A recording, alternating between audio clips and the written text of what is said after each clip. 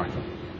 So meanwhile, top Republican Senator Lindsey Graham is now firing back after President Obama disagreed with his claim that there was not enough intelligence sharing before the Boston terror attack. First, here's the president from yesterday. No, Mr. Graham is not right on this issue, although I'm sure it generated some headlines. I think that what we saw in Boston was state, local, federal officials, every agency, rallying around a city that had been attacked, identifying the perpetrators just hours after the scene had been examined. Well, that may be, but Senator Graham says that his criticism is about preventing the attacks from happening, not responding to them. Here's what he said shortly after that. Well, all due respect to the president, we've lost 8 Americans to radical Islamists in the last 7 months. 4 dead in Benghazi, 4 dead in Boston, and when you look at each case, it's system failure. Rich Lowry joins me now, editor of the National Review, and Alan Colmes is the host of the Alan Colmes radio show. Both are Fox News contributors. Let's start there, Rich. The comparison to Benghazi and the grouping of the victims in both cases, what do you think about it? Well, I think they're slightly different cases. Obviously, Benghazi involves one of our assets overseas, where it was clear there should have been more security, and security requests were denied for reasons we're not really clear about. Boston is another matter, and look, Martha, you have to say in all these cases, hindsight is always 20/20. It's always easier to critique afterwards. But any time a bomb goes off in a U.S. city, it's a failure of some sort. And I think it was very tawdry of the president to suggest that Senator Graham is raising these questions just to get headlines. And then the president also, as you pointed out, seemed to deliberately misunderstand Senator Graham's point, which wasn't questioning the response afterwards. It was questioning why we weren't better at keeping this from happening. And it does appear that the FBI and the CIA weren't communicating the way they were, and certainly the watch lists weren't working the way they should have been, because the red flags didn't go up over that trip to Russia, which should have sent all systems blinking. Let's listen to one more piece of this news conference yesterday, and then I want to get to Alan. What I can say is that based on what I've seen so far, the FBI performed its duties. Department of Homeland Security did what it was supposed to be doing. So, Alan, I mean, can you say that, given what happened? I mean, we all know that so many of these people work hard and they've done good work, but isn't it incumbent upon everybody involved to accept that, yes, when a bomb goes off, it is a failure?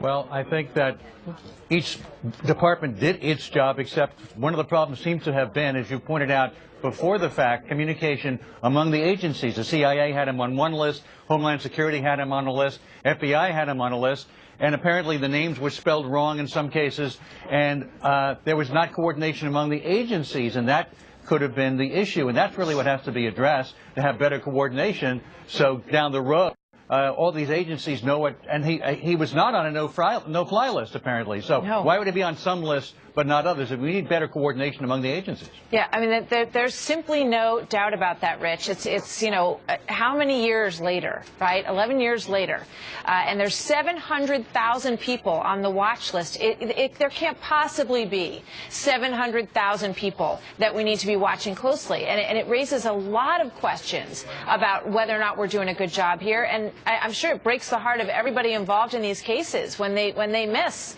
But if the president doesn't admit that when there's a miss, you know, where are we next time, Rich? Yeah, well, a couple things. One, I think the president is giving in partly to what's a natural tendency. You're the head of this administration, the chief executive. You want to defend the frontline guys. And George W. Bush did this a lot, too, and to a fault. And some of his worst moments were defending things that shouldn't have been defended. So I think the president should have a little more curiosity about what possibly went wrong. And the question about this being a years-long thing, this is a decades-long thing between the CIA and the FBI, two bureaucrats bureaucracies that consider themselves rivals and don't get along very well. It was part of the element of our failure prior to September 11th. And let's remember, Rich, that we created a whole other bureaucracy to keep these two folks talking to each other, the Director of National Intelligence, which, you know, and now we learn that that Mr. Clapper is going to start an investigation into what went wrong, but that is the entire reason for being for that agency.